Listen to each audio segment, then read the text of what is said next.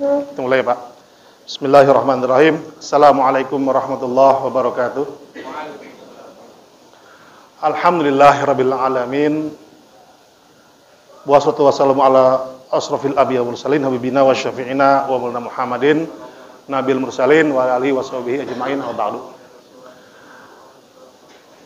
Faqad ta'ala fi kitabil karim wa asdaqal qailin a'udzubillahi minasyaitonir bismillahirrahmanirrahim. Ya ayyuhalladzina amanu kutiba alaikumusiyam kama kutiba alal ladzina min qablikum la'alakum tattaqun. Shadaqallahul azim. Hari ini sekalian Allah, disyukur marilah kita panjatkan kehadirat Allah Subhanahu wa taala yang pada hari ini kita masih diizinkan untuk puasa ya. Karena banyak walaupun dia mampu berpuasa tapi Allah mengizinkan puasa. Entah sakit atau ada hajat lainnya. Dan salam tak lupa senantiasa kita haturkan, curahkan kepada Nabi kita Muhammad SAW, keluarganya, sahabatnya, dan kita selaku pengikutnya yang akhir zaman. Hari ini sekalian Allah, judul ceramah Ramadan saya pada ini Pak, itu menjadikan anak kita sukses dengan puasa. Ya, menjadikan anak kita sukses dengan puasa. Jadi hadirin, ya sebagai orang tua, tentunya kita berharap punya anak sukses ya, karena anak itu kan fungsinya bukan hanya sebagai penerus keturunan ya, tapi dia juga sebagai penyambung harapan, menyambung cita-cita. Mungkin ya dulu kita nggak bisa jadi pilot, nggak bisa tentara, nggak bisa jadi polisi atau sebagainya gitu kan, maka nggak jarang seorang orang tua menaruh harapan kepada anaknya untuk melanjutkan harapannya.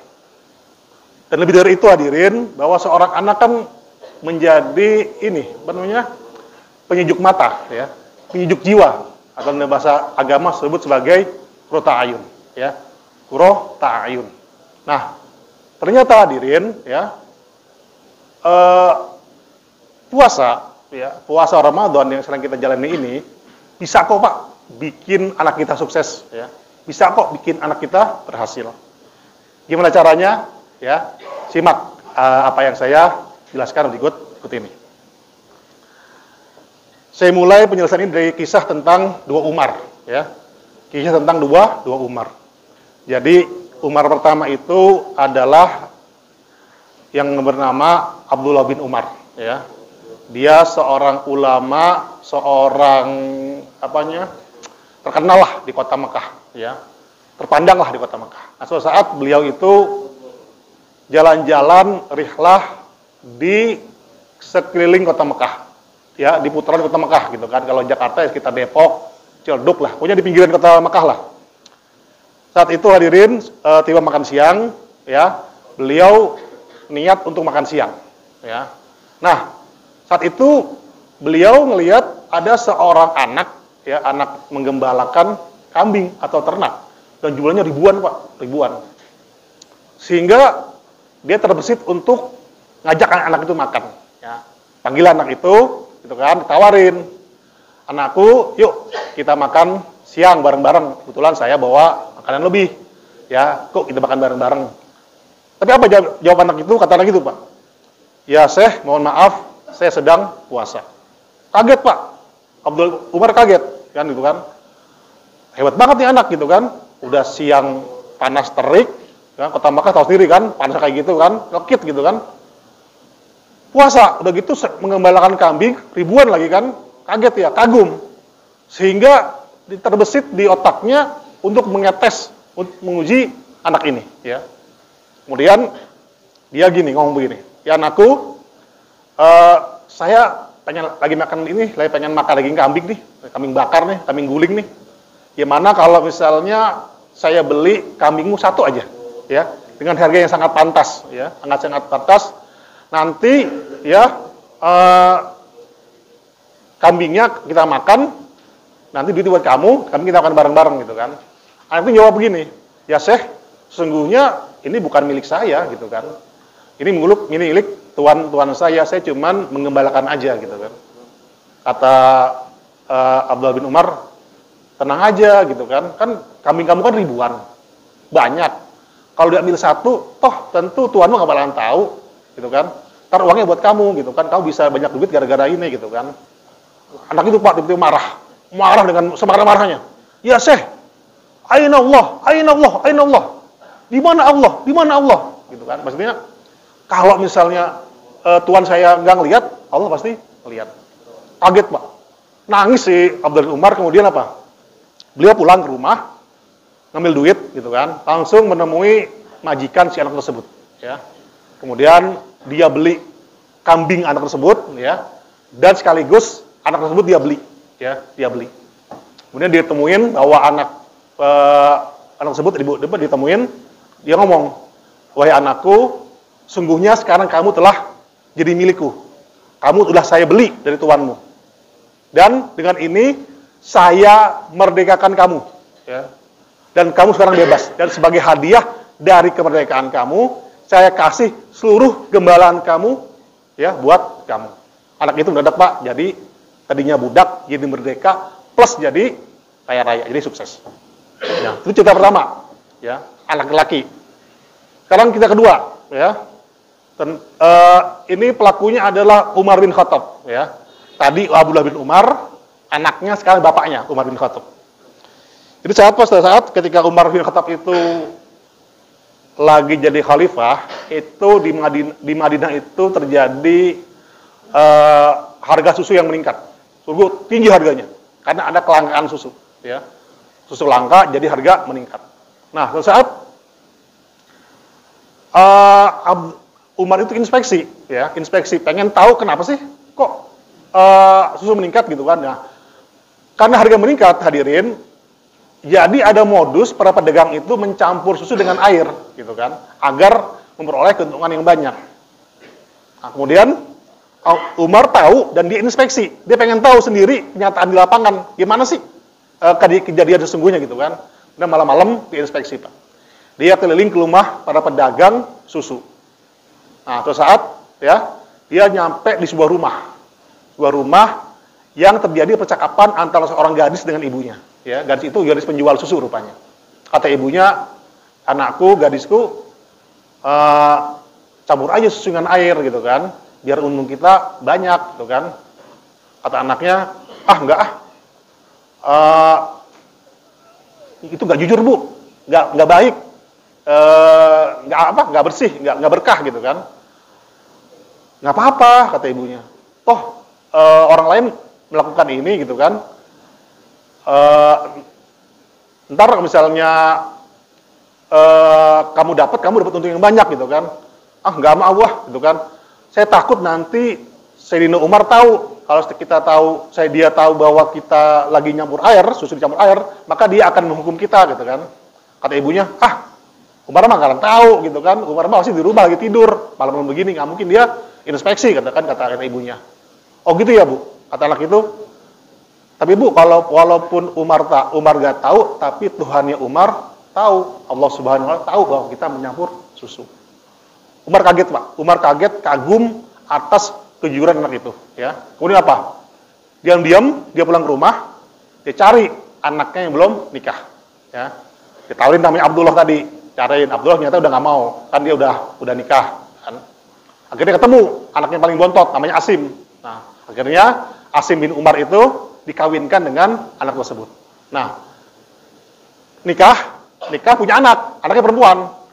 Nah, anak perempuan itu nikah dengan anaknya raja dari Bani Umayyah, raja itu namanya Marwan bin Malik. Nah, Marwan bin Malik punya anak yang nikah sama si anak perempuan tadi, namanya Abdul Aziz.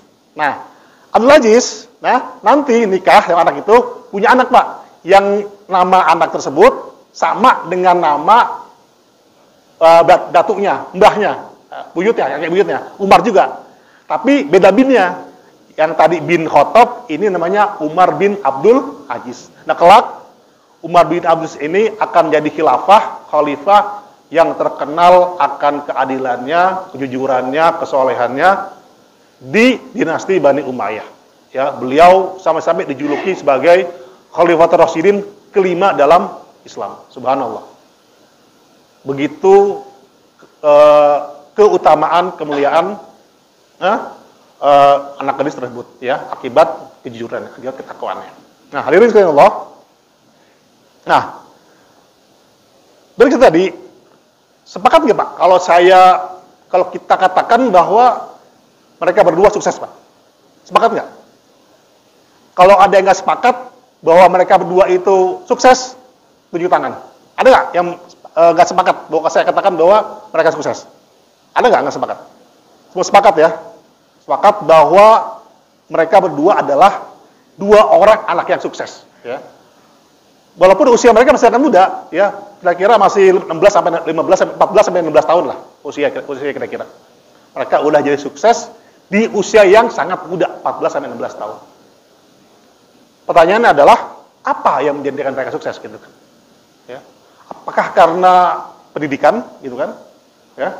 Apakah karena jenjang pendidikan gitu kan? Apa karena mereka sekolah di UI, ya, ITB, ITS, ya, Harvard, Stanford, Oxford? Enggak tuh. Mereka nggak sekolah, ya kan? Apakah mereka sukses karena mereka S1, S2, S3? Enggak. Mereka mungkin nggak sekolah, bahkan nggak tamat SD, gitu kan?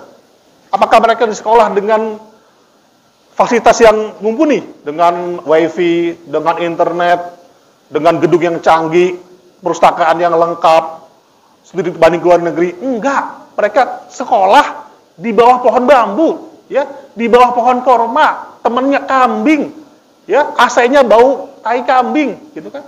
Toh mereka sukses, gitu kan? Mereka sukses. Nah, lalu, ya, apa yang mereka sukses, gitu kan? Ya, maka jawaban adalah faktor mental lah yang menjadikan mereka sukses. Faktor mental lah yang menjadi faktor dominan kesuksesan mereka, keberhasilan mereka. Inilah yang menjadi ironi di diri kita gitu kan, ironi di diri kita, ya. Barusan ini kita lihat ada korupsi gede-gedean, ya, di Pertamina, ya, melibatkan 11 orang CEO, ya, dengan gaji fantastis loh Pak, fantastis mereka itu. CEO Pertamina itu gaji 3 miliar Pak sebulan Pak, ya, itu masih korupsi Pak, korupsi 3 miliar sebulan coba, masih korupsi. Ya, ini menandakan bahwa korupsi itu bukan karena kebutuhan, tapi karena keserakahan. Ya. Mereka nggak butuh, nggak kurang, tapi karena mereka serakah. Ya. Itulah mental, itulah yang menjadikan mental mereka jatuh. Akhirnya apa? Mereka masuk penjara. Apa yang didapat? Nggak ada. Nah, kita bandingkan ya Pak dengan misalnya ya Presiden Amerika Serikat, Abraham Lincoln. Ya, Abraham Lincoln itu dia itu Pak Presiden Amerika yang ikutin election itu 7 kali Pak, gagal. Ya, 7 kali ikut pemilu presiden gagal. Namun setelah berhasil Pak, dia berhasil jadi Amerika, kemudian dia membebaskan peraturan perbudakan sehingga terjadi perang Union lawan Konfederasi. Ya. Jadi gara-gara beliau perbudakan di dunia dihapuskan. Hebat nggak? Kan?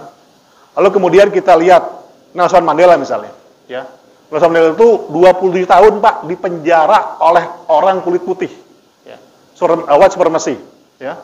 Tapi apa ketika dia bebas? Apakah dia dendam sama orang kulit putih? Ya.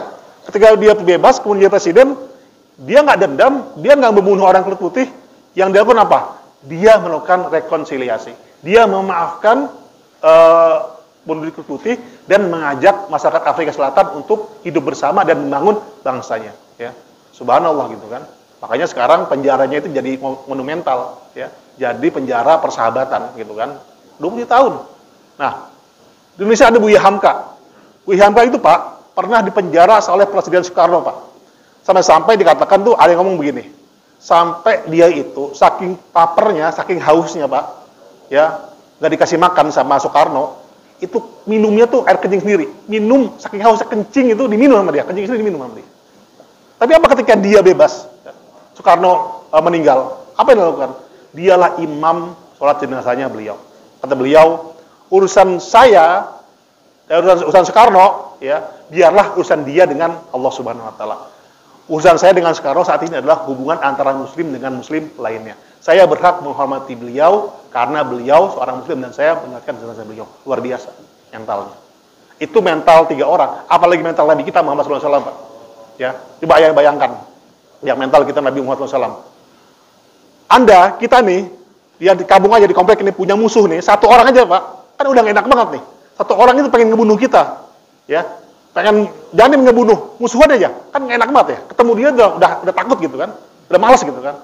Nah ini Nabi, Pak, 1 kota, 1 kabilah pengen bunuh dia, Pak. Luar biasa nggak mental Nabi? Dan beliau kuat, Pak. Maka belajar kalau beliau udah rajanya mental gitu loh. Rajanya kekuatan mental, bener gitu loh. Karena memang beliau subhanallah, gitu kan? Ya, kekuatan mentalnya luar biasa gitu kan, Nabi kita Muhammad SAW. Nah, jadi hadirin ya, inti dari semua itu adalah kesusahan adalah masalah mental. Nah, masalah mental itu nggak kelihatan, Pak, nggak kelihatan. Nah, abstrak, ya, dia baru kelihatan kalau sudah menjadi perilaku, jadi perbuatan. Nah, itulah yang dinamakan sebagai akhlak, ya, sebagai akhlak. Nah, kalau akhlak yang baik disebut akhlakul karimah. Nah, akhlak sendiri artinya adalah, menurut Ibnu Miskaweh, itu artinya adalah keadaan jiwa yang mendorong seseorang untuk melakukan sebuah perbuatan, sebuah tindakan. Nah, jadi unsur akhlak itu ada tiga, ya. Perbuatan yang disadari, ya, dia perbuatan disadari. Kemudian adalah muncul dari dalam hati, dari dalam diri, bukan karena paksaan. Yang ketiga, spontan, ya, spontan gitu loh. Bukan nggak mikir nggak gitu loh. Itu akhlak begitu. Jadi ada ketika dia sesuatu kayak tadi contoh tadi anak tadi kan spontan dia, spontan muncul dari dalam diri dan perbuatan spontan. Nah, salah satu dari 3 tadi nggak ada, bukan akhlak, ya, bukan sebuah akhlak, ya, tapi apa? Manipulatif, gitu kan? Manipulatif. Jadi sesungguhnya setiap perbuatan itu belum tentu akhlak, ya, karena bisa dimanipulasi.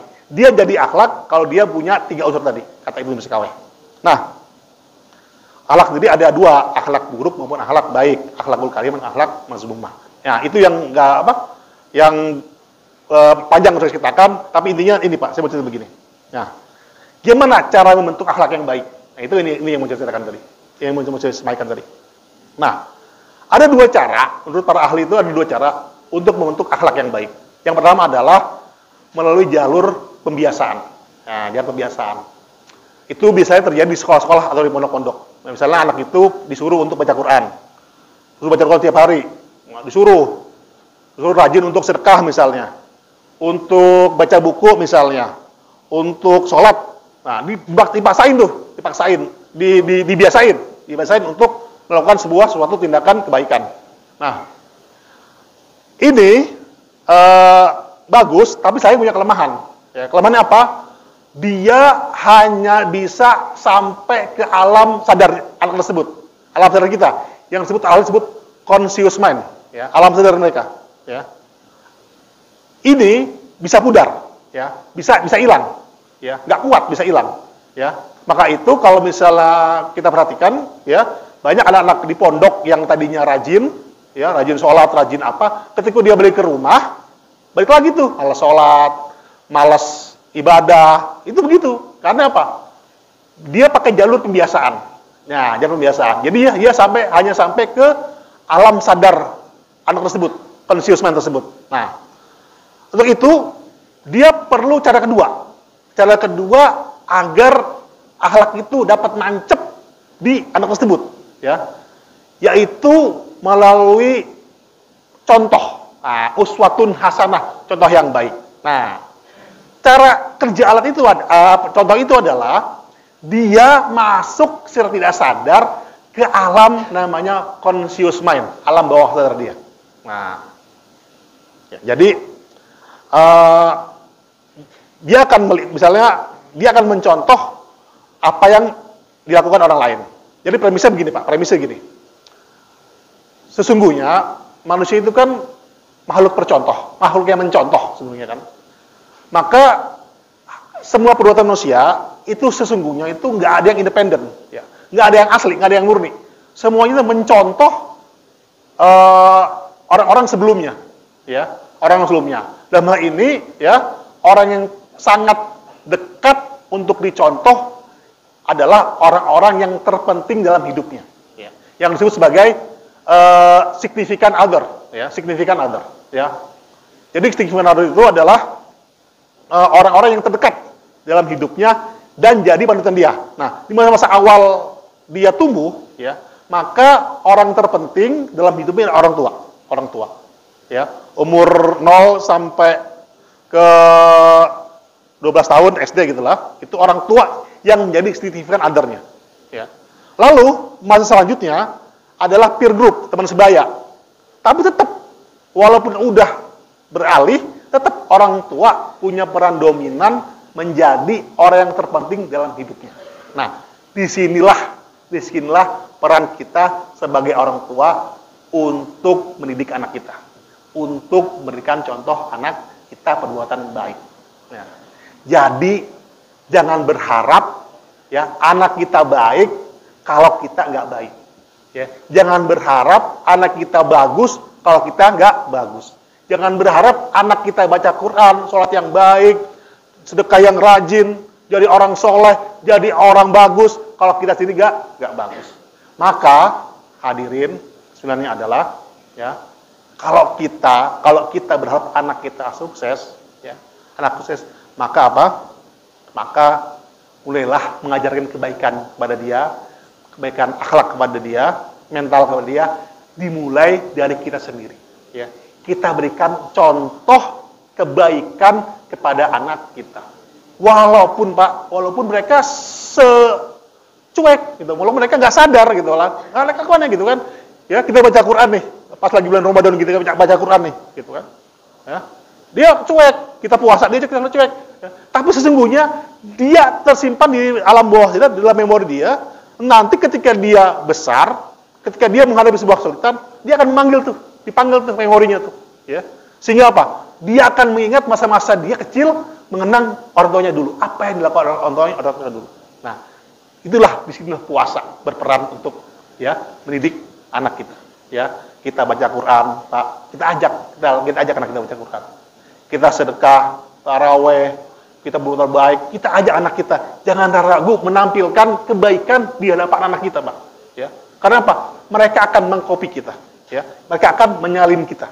Nah, insya Allah ketika dia menyalin kita, dia mengikuti langkah kita, dia mengikuti apa yang kita lakukan, maka itu akan menjadi jariyah kebaikan yang nggak ada terputus. Manakala itu dia ajarin ke anak dia, cucu kita, cicit kita, buyut kita, jadi pahala yang luar biasa. Nah, untuk itu hadirin, ya, terus berbuat baik, terus taat kepada Allah, ya, berikan contoh yang terbaik buat anak kita, buat keluarga kita.